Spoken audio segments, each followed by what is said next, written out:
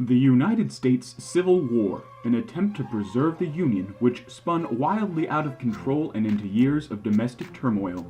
The exact source of this conflict is hotly debated, yet to be conclusively identified. Among all of the possibilities, it is most substantiated that the Missouri Compromise of 1820 was the actual ignition of this crisis.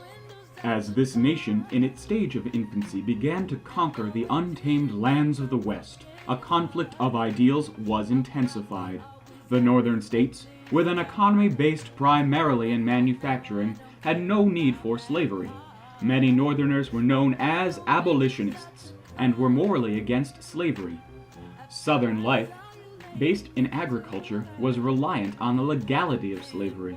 The business model was simple and effective, and the slaveholders were resolute, so in terms of settling the new territories, a consensus had to be reached. In 1817, those residing in the territory of Missouri came forward in Congress to petition for statehood.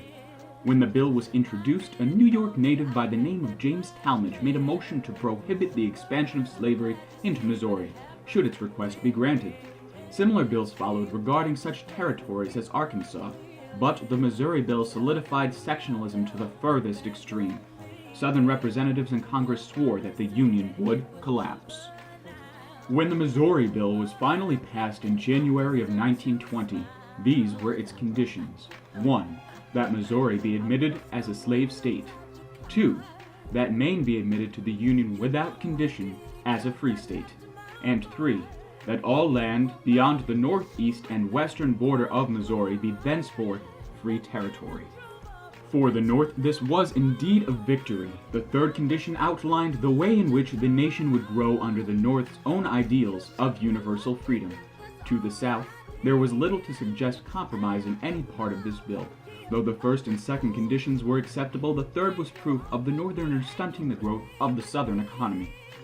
Because of this compromise, another 40 years of turmoil ensued until, beginning with South Carolina and ending with Texas, the South seceded and in doing so declared war.